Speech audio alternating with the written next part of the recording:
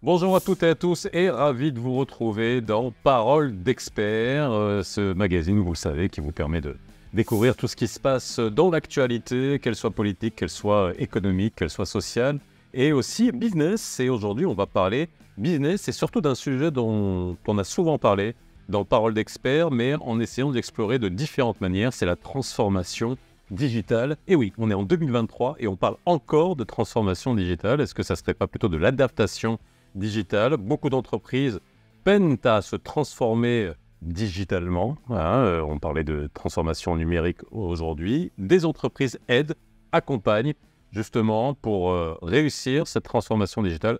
C'est le sujet d'aujourd'hui dans Parole d'experts.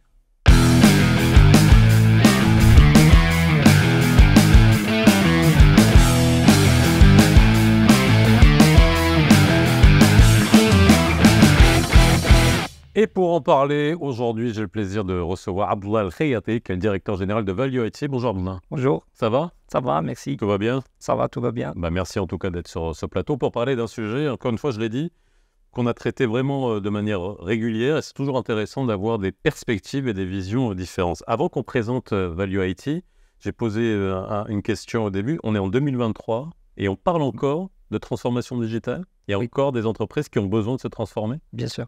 Donc, parlons de transformation digitale. En fait, ce qu'il faut comprendre, c'est que la transformation digitale, c'est un continuum, c'est un voyage, ce n'est pas une destination. Donc, autrefois, on vient, on diagnostique une entreprise, on met en place une cible et on essaie de l'atteindre à travers un portefeuille projet, à travers des initiatives, etc. Aujourd'hui, cette cible n'est pas bien définie parce que la technologie il évolue chaque jour. Chaque jour, il y a une nouvelle technologie qui voit le jour, il y a de l'intelligence artificielle. Aujourd'hui, vous pouvez voir sur le marché combien de solutions voient le jour chaque jour. Par exemple, ne serait-ce qu'en matière de génération de l'image par l'intelligence générative, etc. Donc, pour répondre à votre question, l'intelligence, en fait, la transformation digitale, c'est un voyage et non pas une destination. Il faut à chaque fois se rénover, se renouveler et adopter en fait les nouvelles technologies qui permettent de transformer les business models et transformer la façon de faire le business. Donc en gros, c'est comme ce que j'ai dit, de cette transformation digitale qui devient une adaptation digitale au fur et à mesure finalement des technologies qui arrivent. Exactement. On va continuer à parler de la transformation digitale, mais avant cela, on va peut-être parler de Value IT. Alors, ce qui est intéressant, c'est que vous avez 3 sociétés dans... C'est quoi, c'est un conglomérat, on dit qu'une... C'est un groupe, on va dire, dans une entreprise.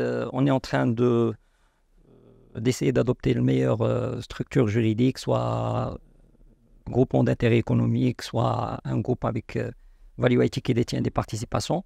Mais disons qu'aujourd'hui, la volonté elle est là et nous avons déjà commencé à travailler ensemble, sachant que 2 entreprises, donc c'est Value IT et Dataleap, donc c'est appartient aux même 2 cofondateurs, qui sont moi et mon associé. Il y a une 3e entreprise, Betterways,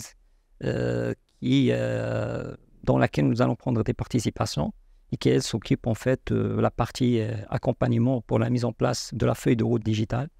Donc, ils travaillent tout ce qui est acculturation digitale, tout ce qui est le changement culturel au sein d'entreprises, mise en place de la stratégie digitale, etc. Donc, c'est la partie en amont de la transformation proprement dite. C'est ce qui explique qu'il y a 3 sociétés, donc toute la partie accompagnement, design thinking, peut-être l'acculturation. On va redéfinir ce que c'est que l'acculturation, parce que ça peut paraître un mot barbare, on l'entend beaucoup.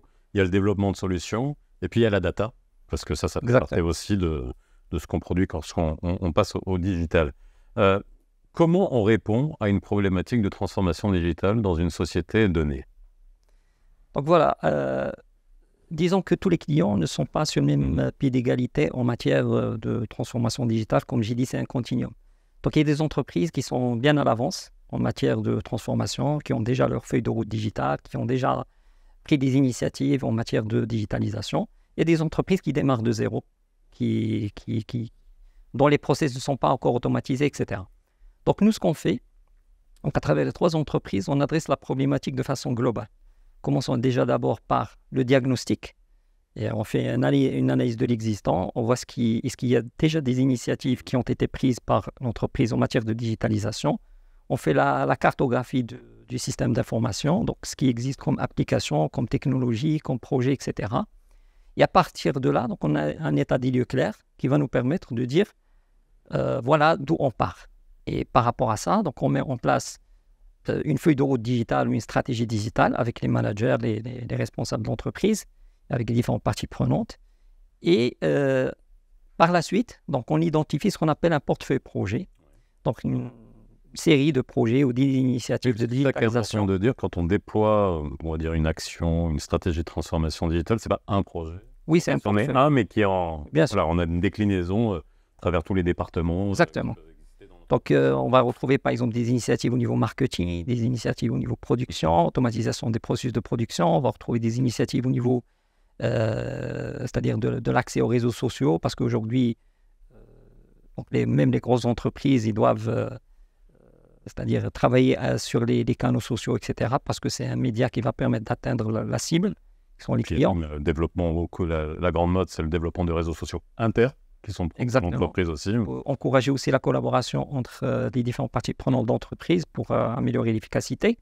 Donc, pour revenir, on démarre par la mise en place d'une feuille de route digitale. Donc, ça, c'est à travers BetterWays, donc la société qui est spécialisée dans la mise en place de feuilles de route digitale, l'analyse de l'existant, etc. Par la suite, donc, il s'agit de réaliser les projets.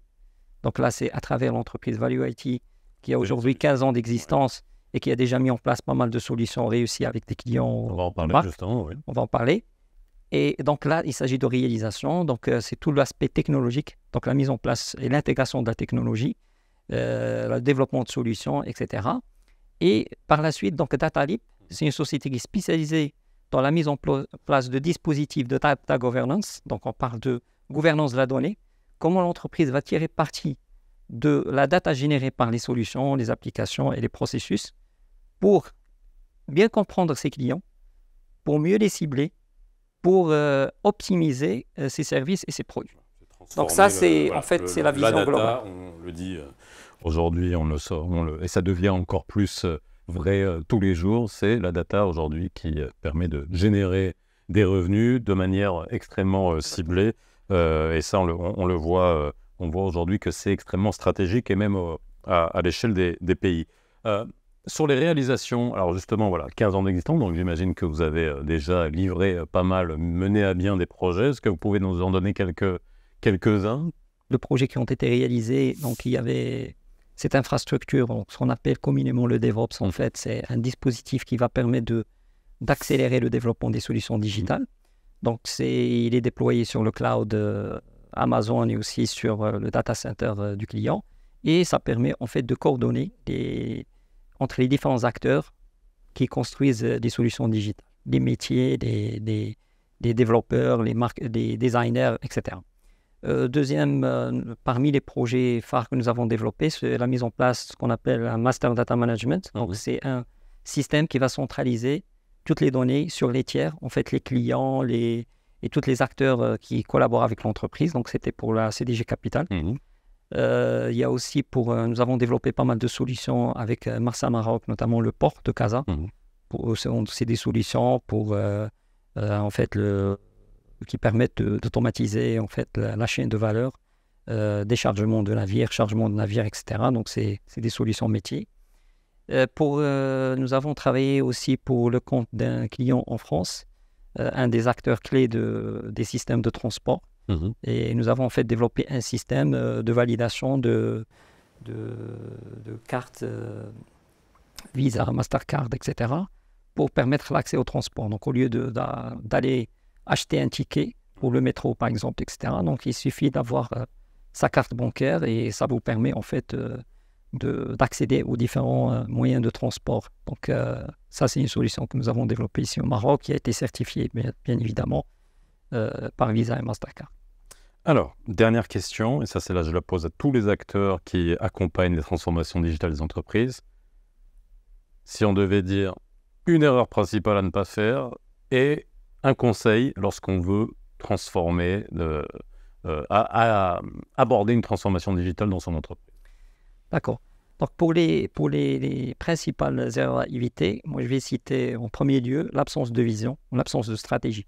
Parce qu'il s'agit d'avoir déjà une vision et une stratégie business qui va tirer profit de la technologie pour mettre en place, on va dire, une vision qui tient compte des possibilités de la nouvelle technologie. À quoi arriver et quelle technologie je vais utiliser et pas le contraire. Intégrer des technologies, Voilà, après se demander, bah, tiens, qu'est-ce que je vais faire avec? C'est par rapport à ma stratégie, par rapport à mes objectifs, par rapport à ma cible.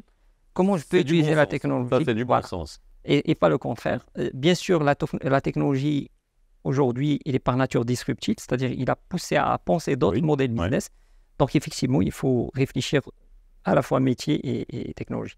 Deuxième point, c'est sous-estimer en fait le facteur humain en matière de culture de l'entreprise. Donc, c'est là où on intervient en amont pour accompagner les entreprises. C'est ce qu'on appelle l'acculturation digitale, c'est ramener les acteurs à penser un peu digital et disruption et technologie. Voilà, donc là, c'est la partie culture d'entreprise et aussi, c'est le facteur humain comme porteur de cette stratégie, comme quelqu'un qui va exécuter, donc doit développer ses propres compétences, avoir une formation sur ces nouvelles technologies. Donc, il y a l'aspect formation. Voilà. Et en termes de facteurs clés de succès, on va dire, c'est bien sûr, c'est le contraire de tout ça. Donc, il faut avoir une vision claire. Il faut bien sizer et bien, en fait, budgétiser, en fait, la transformation. Et parmi les erreurs, d'ailleurs, j'ai oublié de citer un des plus importants, c'est de sous-estimer en fait l'aspect budgétaire de la transformation. La transformation, c'est quelque chose qui va consommer des ressources, qui va consommer de la charge en fait de l'effort humain et financier. Et c'est là où la stratégie est importante parce que des fois, c'est alors soit on downsize, donc on n'a pas assez, on se dit non, ça va pas être si coûteux que ça. Ou d'un autre côté, on arrive avec des gros outils dont on n'a pas besoin dans l'entreprise, et là, ça alourdit le budget. C'est là justement, comme on dit, choisir, c'est renoncer. Donc, c'est la stratégie qui va définir quels sont les chantiers prioritaires. Comme on ne peut pas attaquer tout, et ça, c'est parmi les erreurs. Il y a des entreprises qui essaient de voir grand et attaquent beaucoup de chantiers, mais il s'agit en fait d'optimiser et de prioriser et d'attaquer les chantiers les plus prioritaires. Et puis on a beaucoup de choses qui sont du bon sens, qui sont liées aussi à la gestion de projet, que ça soit digital ou autre chose. Alors dernier point, et là c'est par rapport à Value IT, on a vu que vous aviez beaucoup de références depuis 15 ans. Maintenant le futur pour l'entreprise, c'est quoi? Quels sont les projets? Alors le futur, c'est qu'aujourd'hui, compte tenu de la maturité qu'on a accumulée durant ces 15 dernières années, donc déjà il y a un aspect spécialisation. Donc comme j'ai dit, on se structure en groupe. Chaque entreprise se spécialise dans un domaine précis. Donc, Value IT, aujourd'hui, c'est la construction de solutions digitales. En amont, Betterwise pour le volet accompagnement, feuille de route, etc. Et DataLeap qui va attaquer le volet data et comment l'entreprise peut tirer profit du gisement de la donnée. Alors, aujourd'hui aussi, on a dans le pipe en fait plusieurs projets de solutions. On travaille sur des solutions qui tirent profit de l'IA et justement de cette vision que la data apporte beaucoup de richesses pour l'entreprise. Donc, on travaille sur des solutions data, notamment sur DataLeap. Et on travaille aussi sur des solutions métiers compte tenu de notre expertise cumulée à travers ces 15 dernières années. Vous êtes combien de collaborateurs et collaboratrices en tout? Nous sommes une vingtaine de collaborateurs en CDI et nous collaborons avec des partenaires et des freelances marocains. Parfois ça nous arrive de faire appel à de la compétence étrangère, très rarement.